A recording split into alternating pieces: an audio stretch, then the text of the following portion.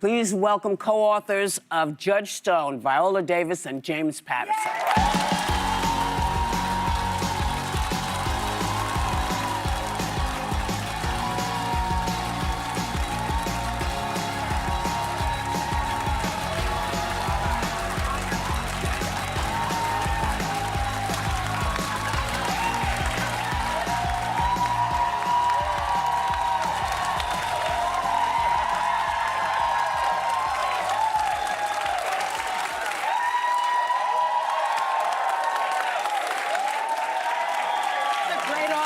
Yes, I know. We like being loved. Well, Viola, in the clip we just saw from the NAACP Image Awards, you spoke so beautifully about your own path from that little girl you mentioned, searching for meaning to the life you've now created, right? Yes. When did you start to gain perspective that you were indeed on what you call a hero's journey? Probably when I was 28, and I said, you know what? I left Juilliard and I was thinking to myself that there was something higher than success. You know, that there was something out there in my journey where I could live in my truth and not everyone else's. And I always use the example of Wizard of Oz, that there is no wicked witch or flying creatures or man behind the curtain or any even good witch that shows you a clear path. You have your ruby slippers. And that's what my whole journey has been about, that the EGOT, you know, all of my successes, what it's brought me to is I am worth it. Even without all of those things, that's what that whole journey has taught me, that me, as is today, even without any of those things, I'm worth it. Wow. You know? The only little thing, though, there is a wicked witch. No, there's no way. And she was secretary of But DHS. It's not a witch. Well, James, you were last here with former President Bill Clinton for the most recent book you wrote together. And now you and Viola are collaborating on this legal thriller, Judge Stone. It's a courtroom drama with very high stakes. Why were you excited to write this story? Well, I was excited to write with Viola because I had read Finding Me, which I love. She's a really, really good writer. Yes.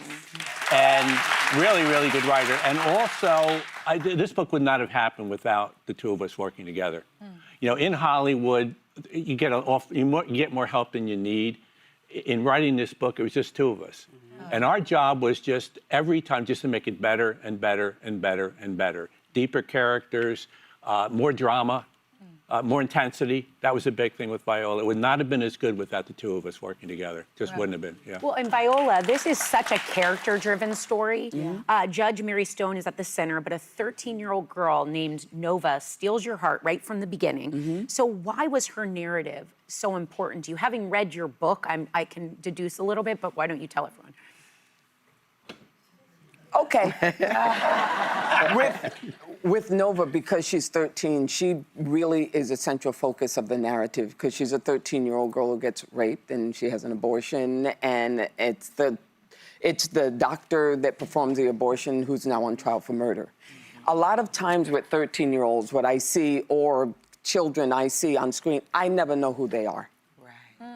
They're overly cute, they're overly smart, they're overly whatever. Yeah. I felt it was very important to come into Nova's world exactly as is, especially someone who had been sexually assaulted. That a lot of times we don't come into their world because it's too dark, it's too ugly, it's too whatever. You honor people when you meet them where they are at. And we went over and over and over that character, over and over and over, adding layers, adding layers, adding layers, making the dialogue better, sometimes saying less. And internal, very important. Yes. Because the little girl, in this, as Viola says, a lot of times they get kids and they make them too smart, too verbal, and it's kind of fun to watch, but it's not real. Yes. It's not honest. Yeah. Yes.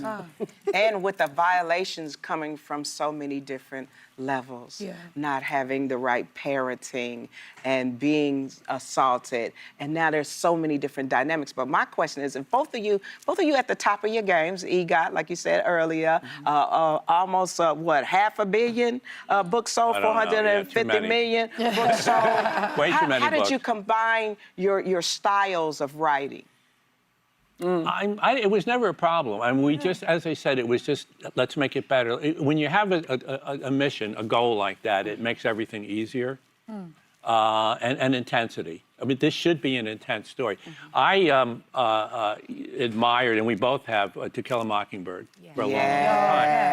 And to do a book, not to compare the two, but to do a book about a drama, a courtroom drama in a small town, Alabama, whatever, there are a lot of parallels there. And it sets the bar very high, which is what we tried to do. And we just, that in terms of pushing ourselves, and especially with Viola, because it was like, we can make it better, we can. And I think we did. And I always feel like once you're invested in those characters and then the story starts unfolding, it is hard to disconnect. Yes. You know what? That's it. That's what everyone's looking for, is connection. Yeah. Well, while I That's have it. the both of you here, I am working on my first book. We don't care. It's a memoir. And it's called I'm Fat Because of You. And it's my life story. So do you have any tips for me? Honesty. You just try to be honest about it. Don't be. When I did mine, my sister said, why aren't we in there more? And I said, do you really want all that story's out there about you? But honesty, right? Viola knows. Honesty. It's got to cost you something. Yes. Yeah. That's what art is. Our artists are disruptors. It's everything has got to cost you something, because that's what makes people lean in. Because I think that when it doesn't, what happens is you feel more alone. You're thinking, okay, everybody is smarter. They don't have those dark thoughts that I have. They don't have those insecurities that I have. But if you put it out there, you'll see how many people follow. So It's now okay to that's make what them we're laugh going to every do. once in a We're going to while. put it out there. We're going to put it out there because we're giving our thanks to Viola Davis and James Patterson. Their new book, Judge Stone, is out today. Scan the QR code on your screen to purchase it. But you know what? Okay, members of the studio audience, you're all going home with a copy of the book. We'll be right back.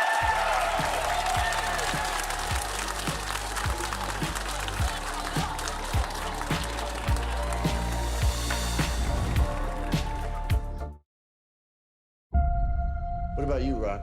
What do you miss most about home? Just stop your crying, it's a sign of the times. You are very brave. We gotta get away from here. We got to.